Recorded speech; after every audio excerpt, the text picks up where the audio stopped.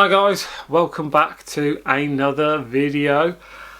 Today's video is all about what I coined the chocolate bar theory. There's just a one milk chocolate, as everybody knows. It's flavors in your taste buds and tingle in your toes. Drive a Cadbury chunky bar, but tastes spectacular. With a glass and a half of full cream dairy milk in every half pound. So, in a number of businesses that I've worked, namely the stadiums, music arenas, kind of catering, sporting events, I, as the kind of leader of that business, had quite a lot of interaction with customers and the punters. And one of the biggest complaints, and any of you have been to a gig, a sports match, anything like that, there are two complaints. One is length of queue, which is a very, very difficult thing to deal with, and that is, for this one, is price point. Because once you've stood in that queue, you can overcome that as long as you don't feel fleeced, ripped off, or pissed off that because you are a captive audience, you feel like someone's taking advantage of you. And you all know what I mean. So let's use the example of a Mars bar. In a lot of stadiums, you're tied into agreements with the big boys, say PepsiCo in this scenario. And what happens is you are then driven towards the set of products that they supply. But for argument's sake, doesn't matter who we're with, we're selling Mars bars.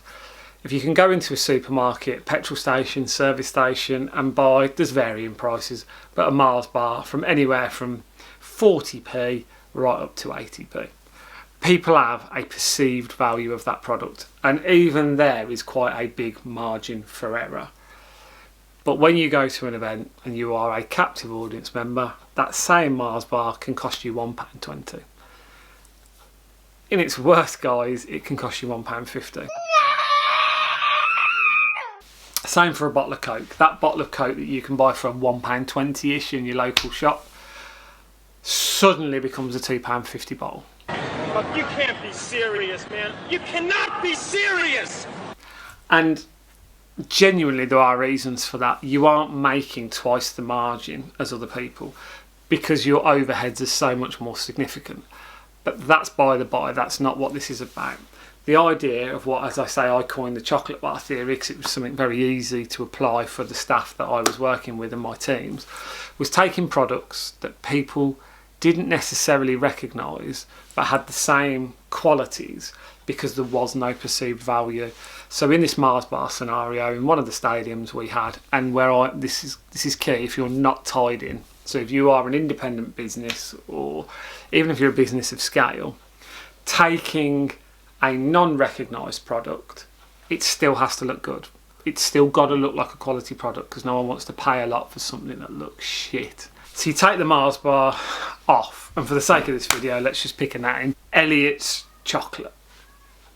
It looks like a high quality product, talks about provenance, and it looks good.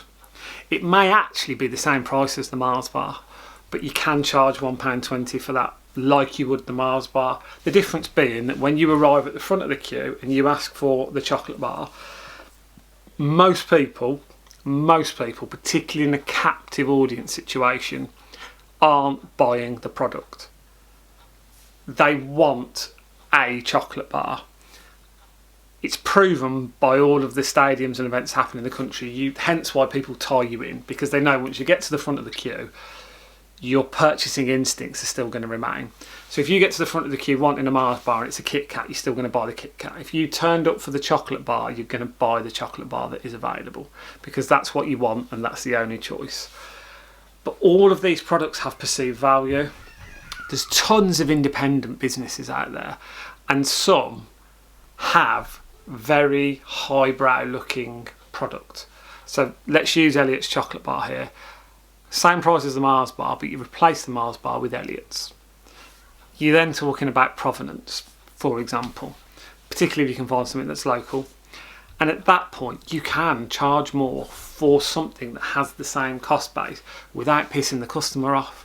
Because when they get to the front of the queue, they cannot compare what the Elliot's chocolate bar is in price terms versus what it would be sold for in a Tesco's, an Asda, Marks and Spencer's, a service station, a petrol station. So they can't be annoyed. Actually, their mind's open. They go, oh, do you know what, that looks cool. Never seen that before. I want some chocolate. I'm going to buy that. It's exactly the same with things like beer, Coke. There are less options available, but in this day and age, particularly when it comes to beer, there's so many independent breweries, and you can still stick with your main, your Stellas, your Carlsbergs, your Carlings, but it shouldn't mean that you cannot offer some speciality ranges where actually maybe you can make a slightly greater margin, and those suppliers will be delighted to have the opportunity. But the point of this isn't about making more money. That is a side benefit. It's actually about retaining your customers, not pissing them off, because we talk about them being captive, and they are captive, but actually, and particularly in places like sports stadiums where it's repeat customers. So if you can apply this to what you're doing, if this point is relevant, because this doesn't just work in catering, it works across the board. If you're selling a product that has a perceived market value, but you cannot be efficient enough to sell it at its perceived market value, go and find the alternative and tell the story. Because people buy into stories. They buy with their eyes, and they like to feel like they're supporting a good cause or the underdog, whatever it might be. And I'm talking about catering products because I understand it, I know it, but this can be applied to anything. Services, products, something you are making yourself. If you are selling something that you know the market can tolerate X price, but you need to sell Y price, you need to step away from selling the perceived value product. What you need to do is take a product of an equivalent value, maybe newer, maybe more untested, but does not have the same name in the market where you can compare it, because you then feel like you're being ripped off.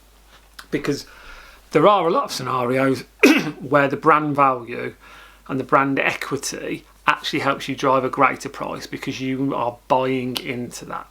You know that brand represents quality and consistency, and therefore you pay a premium for that. But there's a lot of scenarios, and most of you watching this will be able to equate the analogy that I call the chocolate bar theory to another set of products. But take the product, change to something that you can give a story to, give credence to, but most importantly, it removes the customer's ability to be able to feel conned, ripped off, that you have taken advantage of them being captive and they're with their kid or whatever it might be, who's hounding them for the hot dog or the chocolate bar, whatever it may be. Don't put your consumer in that position where they can resent you, because you're actually making the journey harder for yourself. You are stacking the odds against you in terms of the likelihood for them to come. They may buy once, but what you want them is to be a season ticket holder in the sporting scenario, and every week buy the chocolate bar and the drink. Because let's not kid ourselves, once you've paid £1.50 for a chocolate bar, next week it's getting hidden in a bag somewhere, and security is not going to find that little can of Coke or something like that. Oh, Martin! What? You left the window open! Did I? Oh, someone could have broken in and taken everything! Calm down, no one's done anything. Yeah, Mum. How do you know? Alright. Come down, Mr. Burglar! See? Because that's what a lot of people will do, because they will not have, and pardon my French again, the piss took out of them consistently.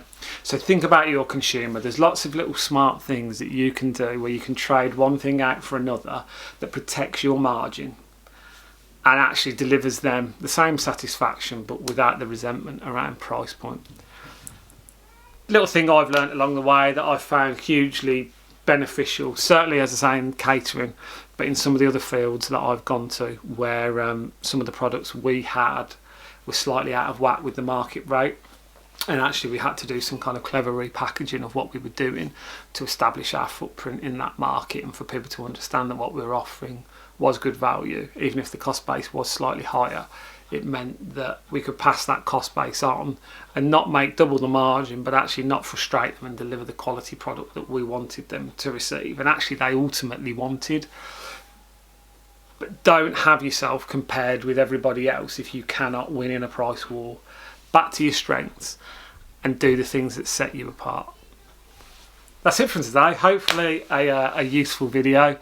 As always, please like, please subscribe, and please share. I'm super grateful for the feedback I've been getting, and I'd encourage any of you. Quite a lot of you are not putting stuff in the comments. That is super cool. Whatever works.